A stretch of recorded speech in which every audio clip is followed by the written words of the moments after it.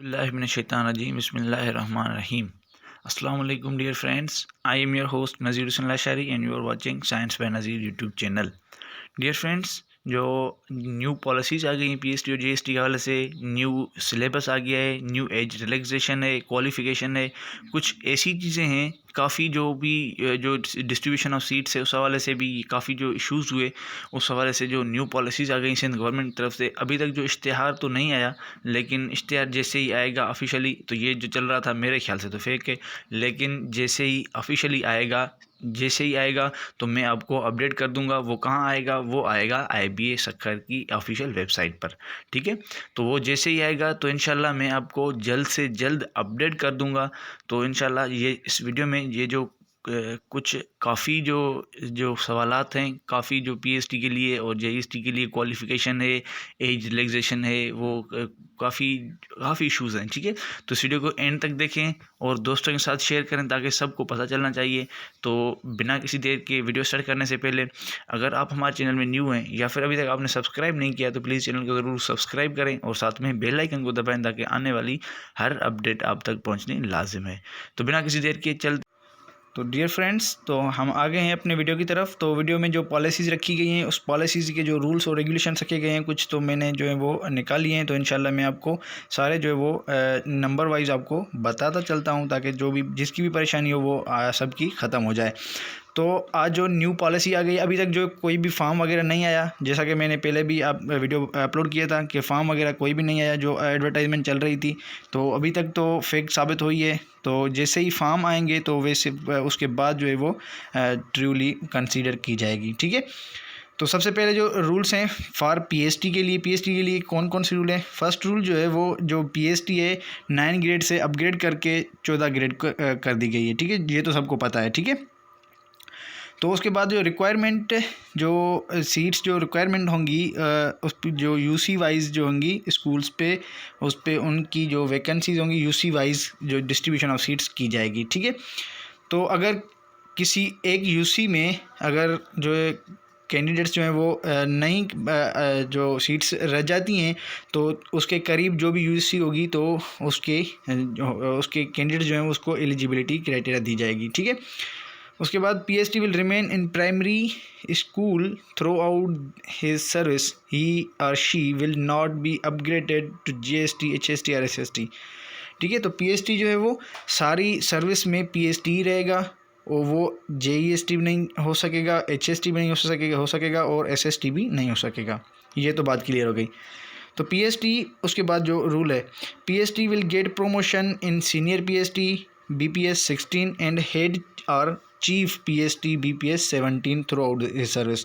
तो पीएसटी जो है वो सीनियर पीएसटी बन सकता है और चीफ जो है हेड या चीफ पीएसटी बन सकता है, लेकिन उसकी एचएसटी या जेईएसटी या एसएसटी में कोई भी जो है वो सर्विस जो है वो चेंज नहीं होगी।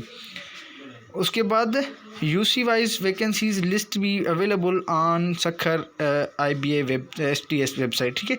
तो अभी तक जो है वो नहीं आई एडवर्टाइजमेंट और लिस्ट वगैरह नहीं आई यूसी वाइज जो सीट्स की डिस्ट्रीब्यूशन है। जैसे ही आएगी तो मैं अपडेट कर दूंगा। Download and check the list of available vacancies in your UC before applying, ठीक है। Completion of degree is mandatory to apply in these jobs. Provisional slips, receipts, any document shall not be entertained, ठीक है। तो जो degree complete होगी तो वही उसके बाद ही जो है वो एलिजिबल अप्लाई कर सकेंगे और जो भी स्लिप वगैरह होगी और डॉक्यूमेंट्स जो होंगी वो जो इंशाल्लाह वो अपडेट करेंगे। तो उसके बाद जो दूसरे नंबर पे है क्वालिफ़िकेशन एज के हिसाब से क्या है प्राइमरी के लिए। For primary school teacher candidate should be graduate having minimum 14 years of education in any discipline. तो इसमें जो है वो आपकी कॉलेज साइड 2 साल डिग्री एलिजिबल है। जो भी जिनकी भी 2 साल डिग्री बीएससी या बीए क्लियर है कॉलेज साइड 2 years की, तो वो एलिजिबल होंगे, अप्लाई कर सकेंगे। तो उनकी जो है मार्क्स कितने होने चाहिए। Candidates should have at least 50% marks in graduation degree. तो 50% मार्क्स लाजिम करार दी गई हैं। अगर ये 45% है 40% है तो वो एलिजिबल नहीं है, वो अप्लाई नहीं कर सकेंगे। तो उसके बाद इशू हुआ कि एज लिमिटेशन जो है वो 21 ईयर टू 45 ईयर्स, ठीक है। 45 ईयर्स तक जो सिंध गवर्नमेंट ने पहले भी 15 साल जो रिलैक्सेशन दी थी, तो वही सेम रूल है अभी तक। तो इंशाल्लाह अभी तक वो चेंज नहीं हुआ, आइंदा भी चेंज नहीं होगा, ठीक है। आपने अगर तैयारी नहीं शुरू की तो ज़रूर तैयारी करें, ताकि जो भी आपकी जो परेशानी होगी वो ख़त्म हो जाएगी, क्योंकि मैं जो खुद पीएसटी की तैयारी और जेईएसटी की तैयारी अपने चैनल पे करवाता हूँ, ठीक है। उसके बाद 15 years general age relaxation from government of Sindh will be applicable on these jobs. So 21 to 30 plus 15 years age relaxation, तो एज कितनी एज हुई? यकीनन ये 45 ईयर्स एज होगी। Candidates having lower upper age limit can not apply for any post. अगर किसी की 20 years as बनती है लेकिन उसने ग्रेजुएशन की हुई है तो वो अप्लाई नहीं कर सकता, या फिर किसी की 46 ईयर्स है तो वो भी अप्लाई नहीं कर सकता। ये तो बात क्लियर हो गई एज की भी। उसके बाद जो है rules for junior JEST BPS 14, ये तो बीपीएस 14 के पहले से ही थी, तो इसकी क्या रिक्वायरमेंट है? Requirement will be made school specific on UC basis subject to availability of school specific vacancies in their UCs. तो ये भी यूसी वाइज ही डिस्ट्रीब्यूशन ऑफ सीट्स होंगी। उसके बाद if a candidate could not get passing marks from that UC, other candidates from nearest UC of same taluka will get a chance, ठीक है। तो ये जो यूसी वाइज हैं, अगर किसी एक यूसी में कोई कैंडिडेट जो है वो सीट्स रह जाती है तो उसके करीब भी जो भी यूसी होगी तो उसको तरजीह ज़्यादा दी जाएगी और उसको इंशाल्लाह वो सीट मिलेगी। UC wise vacancies list will be available, ये तो पहले भी मैंने आपको बताया कि अवेलेबल होंगी लेकिन अभी तक नहीं हुई। Download and check the list of vacancies, ये भी आप कर सकते हैं लेकिन अभी तक नहीं आई। Complete of degree is mandatory to apply in these jobs provisionally. Self receipts of any document shall be entertained. तो ये पहले भी मैंने आपको बताया कि ये जो मैंडेटरी जो डिग्री हैं, रिसिप्ट्स हैं, तो आप किसी भी यूसी वाइज आप अप्लाई करें और उसके बाद आप कोई भी जो तैयारी करते रहें ताकि जो भी परेशानी हो वो आपकी ख़त्म हो सके। तो उसके बाद qualification and age limit for JEST, तो जेईएसटी के लिए कौन सी क्वालिफ़िकेशन होनी चाहिए? For junior elementary school teacher candidate should be graduate having minimum 14 years of education in any discipline. ये इसमें भी क्वालिफ़िकेशन सेम है, उसमें भी क्वालिफ़िकेशन यही थी, किसी भी डिसिप्लिन में 14 ईयर्स एजुकेशन ज़रूरी थी, लाजमी थी। तो उसके बाद candidates should have at least 50, ये भी सेम है, यकीनन ये भी सेम है। उसमें भी पीएसटी के लिए भी 50% और जेईएसटी के लिए भी 50%, और एज लिमिट जो है वो भी सेम है 21 ईयर टू 45 ईयर्स। तो उसके बाद 15 ईयर्स से general age relaxation from government of Sindh will be applicable on these jobs, तो इसके एलिजिबल होंगे। फॉर जो 15 ईयर्स हैं, 15 साल जो एज रिलैक्सेशन दी गई है सिंध गवर्नमेंट की तरफ से, वो सब के लिए होगी। कैंडिडेट्स हैविंग लोअर और अपर एज नॉट लिव, ये तो पहले भी मैंने आपको बताया। तो उसके बाद सम इम्पोर्टेंट पॉइंट्स जो मैंने जो काफ़ी सारी जो सैम्पलिंग थी या फिर जो एडवर्टाइज थी काफ़ी बड़ी थी एडवर्टाइज, तो उसमें से मैंने कुछ सिंपल पॉइंट्स हैं, इंपॉर्टेंट पॉइंट्स हैं, वो मैंने निकाल लिए ताकि सब तक पहुंच सकें। Only those candidates should be considered for requirement who passes minimum academic and professional qualifications prescribed for the post domicile PRC and NIC before closing cut-off date। तो जिनके पास भी जो एकेडमिक प्रोफेशनल डिग्रीज हैं वो ज़रूर होनी चाहिए, डोमिसाइल भी होना चाहिए, NIC before closing cut off date, ठीक है, डेट तक होनी चाहिए। The academic and professional qualification domicile PRC and NIC required after the cut off date will not be considered, तो उसके बाद कंसिडर नहीं किए जाएंगे। If any one is inadvertently allowed to appear in the written test and he qualifies the written test, yet his candidature will not be considered for requirement, ठीक है, ये भी आपको समझ में आ गई बात। तो उसके बाद जो सम इम्पोर्टेंट और जो पॉइंट्स थी, तो उसके बाद इसमें ये पॉइंट्स कौन कौन सी हैं ये भी आप सुन सकते हैं। The candidates including unmarried window divert female candidates, ये जो है वो फीमेल कैंडिडेट्स के लिए, फीमेल कैंडिडेट्स जो हैं वो उनके लिए एलिजिबल है। ये जो इम्पोर्टेंट पॉइंट्स है क्या है कि अगर कोई फीमेल है, अनमेरिड है, तो उसकी जो required upload submit their father NIC domicile and PRC forms. ठीक है, अगर कोई अनमेरिड है फीमेल तो उनके लिए जो मोस्ट इम्पॉर्टेंट चीज़ है कि वो अपने वालिद साहब का जो NIC है, PRC डोमिसाइल है, वो सबमिट करवा सकती है। अगर जो दूसरी पॉइंट है, married female candidate will be eligible for appointment on the basis of their husband domicile. तो जो अगर कोई जो मैरिड होंगी तो वो अपने हस्बैंड के जो NIC होगा उस पर निकाहनामा जमा कराना होगा, और डोमिसाइल जो होगा वो अपने हस्बैंड का NIC अपने हस्बैंड का यूज़ कर सकती है। ठीक है, तो उसके बाद male candidates are only eligible to apply for posts in boys schools, female candidates are only eligible to apply for posts in girls school. तो जो मेल स्टूडेंट्स होंगे, मेल जो कैंडिडेट्स होंगे वो मेल स्कूल के लिए अप्लाई करेंगे, वहाँ पे आप वो जॉब कर सकेंगे, और जो फीमेल कैंडिडेट्स होंगी वो फीमेल स्कूल्स में ही जॉब कर सकेंगी, उसकी वहाँ से कोई भी जो है वो पोस्टिंग चेंज नहीं होगी। In service candidates shall apply through proper channel and submit NOC and service certificate along with application। तो ये आपको बात समझ में आ गई होगी यकीनन। तो उसके बाद bonafide resident of concern UC taluka and district will be considered for requirement. तो ये भी रिक्वायरमेंट की वजह बन सकती है। तो उसके बाद सम इम्पोर्टेंट पॉइंट्स कुछ और ये भी पॉइंट्स इंपॉर्टेंट हैं। तो इसमें क्या लिखा हुआ है, disqualification rejection of candidates. Rejection candidates कौन कौन से रिजेक्ट हो सकते हैं? The candidates who don't fulfil following criteria shall not be considered. तो उसमें क्या हुआ है, he she services less than 55% marks in the entry test conducted by the third party. तो ये जो 55% मार्क्स होंगी, तो 55% मार्क्स से अगर कम होंगी तो वो एलिजिबल नहीं होंगे। ठीक है, तो 55 मार्क्स जो हैं वो लाजिम होनी चाहिए, अगर नहीं होंगी तो वो एलिजिबल नहीं होंगी, वो टेस्ट क्वालिफाई नहीं कर सकेंगे। He or she fails to submit his application in the office of concerned appointment authority third party firm on और बिफोर द क्लोजिंग डेट।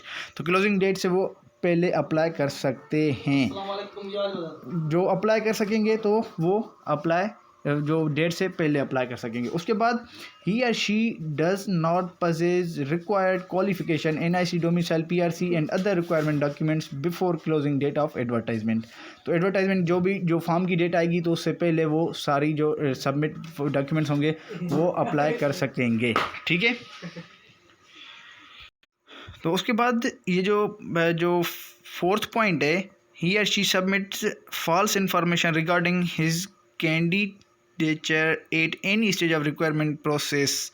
तो अगर किसी की भी जो है रिक्वायरमेंट जो भी अगर फॉल्स देंगी, सही रिक्वायरमेंट नहीं होगी, गलत होगी, तो वो एनी स्टेज पे कैंसिल हो सकती है। ठीक है, incomplete applications and slip receipts of domicile and NIC will not be entertain even if candidate is even allowed to appear the qualified written test। तो अगर क्वालिफायर तो कर देगा, लेकिन वो अगर जो उसकी जो PRC और डोमिसाइल होंगे वो एंटरटेन नहीं किए जाएंगे। The candidate of each the candidature of such candidate will not be considered in whose cases any inconsistency, error, mismatching are found in their documents। अगर किसमें जो गलत जो इन्फॉर्मेशन देंगे तो वो भी आप समझ सकते हैं। If at any stage it is found that application of the candidate is for UC where is document of residence certain to UCB, the candidate of such candidate will not be considered। ठीक है, अगर किसी को कोई भी UCA का है और जो उसके डॉक्यूमेंट्स जो हैं वो UCB के हैं तो वो भी एलिजिबल नहीं होगा। तो उसके बाद ये जो मोस्ट इम्पॉर्टेंट है, नोट लिखा हुआ है कि all degree certificate professional degrees domicile permanent resident certificate PRC form D CNIC result cards disability NIC with logo of wheel hair disability certified issued by district officer social welfare should be submitted before closing date of advertisement। ये जो है वो आप जो सबसे पहले जो भी क्लोजिंग डेट होगी उससे पहले आप अप्लाई कर सकते हैं। जैसे ही आप किसी भी फॉर्म का जो रिक्वायरमेंट होती है या फिर जो उनकी पॉलिसी होती है, all the relevant document must be uploaded on the third party's application website if required। अगर कोई रिक्वायर होगी तो आप थर्ड पार्टी से कर सकते हैं, ये आप समझ सकते हैं। A candidate must submit as well as upload his or her own will his father's CNIC domicile PRC, while the married female candidate must upload her own as well as her husband। अगर कोई भी candidate है वो उसको अपने भी document जमा करवाने हैं और जो NIC वगैरह है वो अपने फादर का भी। अगर कोई फीमेल जो है वो मैरिड है तो वो अपने हस्बैंड की डोमिसाइल NIC अपलोड करेंगी और निकाहनामा भी करेंगी, ठीक है, एंड निकाहनामा। The CNIC domicile and PRC submitted with the application shall be considered final and no change will be entertained thereafter। तो जब अप्लाई करने के बाद कोई चेंजिंग नहीं होगी। उसके बाद जो नोट है, government employees should apply through proper channel on और before closing date of advertisement. तो क्लोजिंग डेट से पहले वो अप्लाई कर सकते हैं। तो उसके बाद रिजर्व कोटा में क्या लिखा हुआ है कि जो nature of disability will be determined on the basis of wheel chair logo on CNIC of candidates or disability certificate issued by district officer social welfare।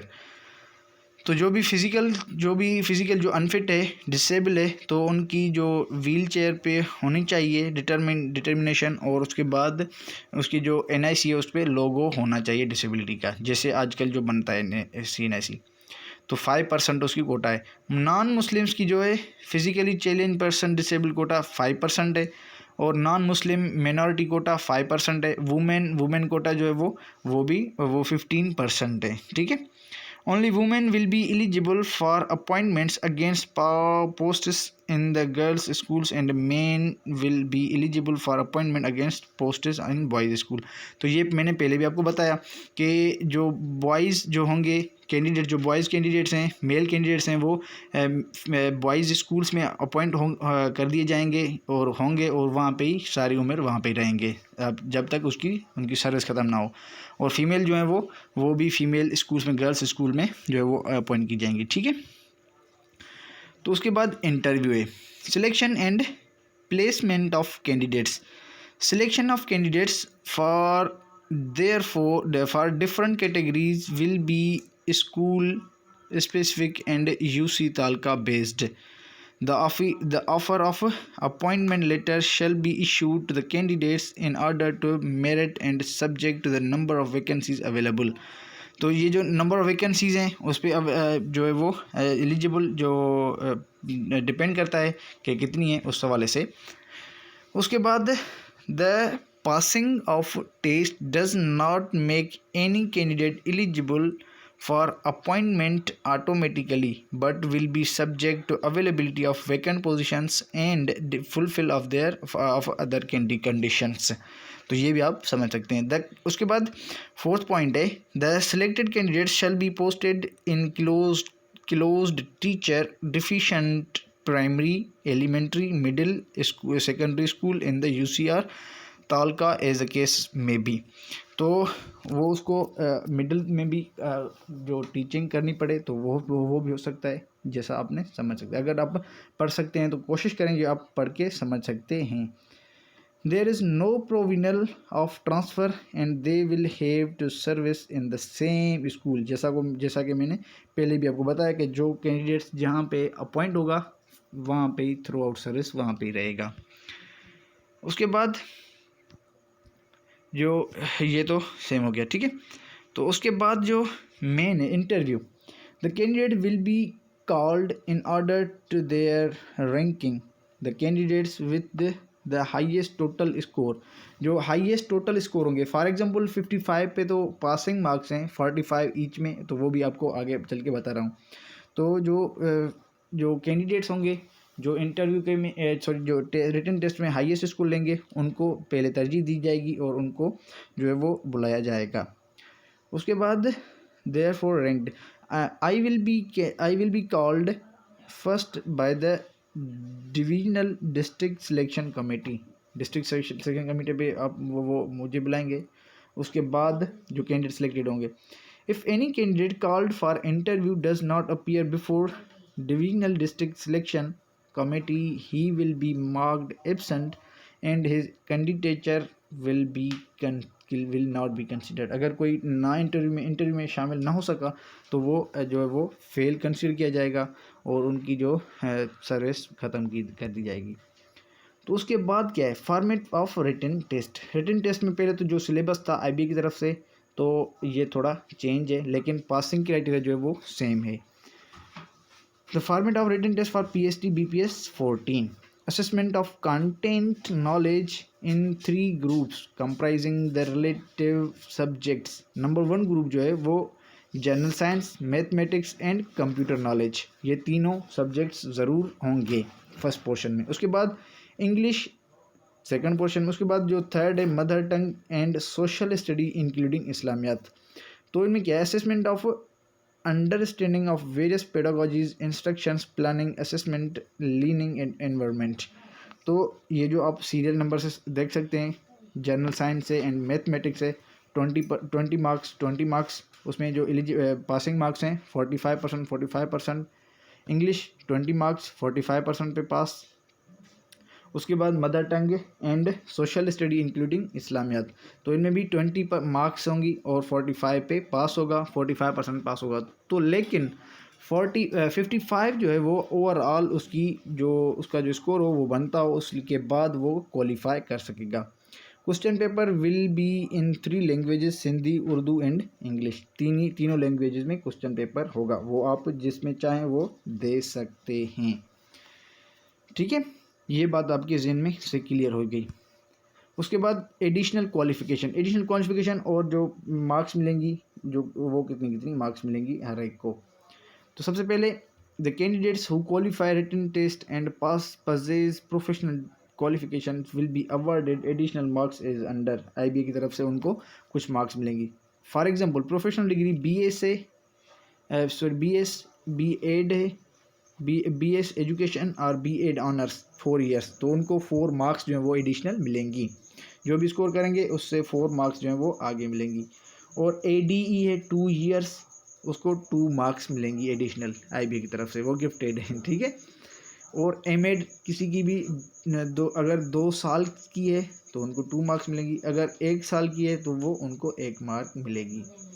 उसके बाद BEd 1 ईयर, उसकी 1 मार्क एडिशनल होगी IB की तरफ से। ठीक है, तो यहाँ तक ये हमारा वीडियो ऑफ हो रहा है, ख़त्म हो रहा है। तो अगर आपको कोई बात समझ में ना आई हो तो वो मुझे ज़रूर कमेंट में पूछें ताकि आगे आपको गाइड कर सकूं। तो इंशाल्लाह नेक्स्ट वीडियो के साथ मिलेंगे और मेरे लेक्चर्स जो हैं वो आते रहेंगे, तो इंशाल्लाह वो भी आप देखते रहें जो मैं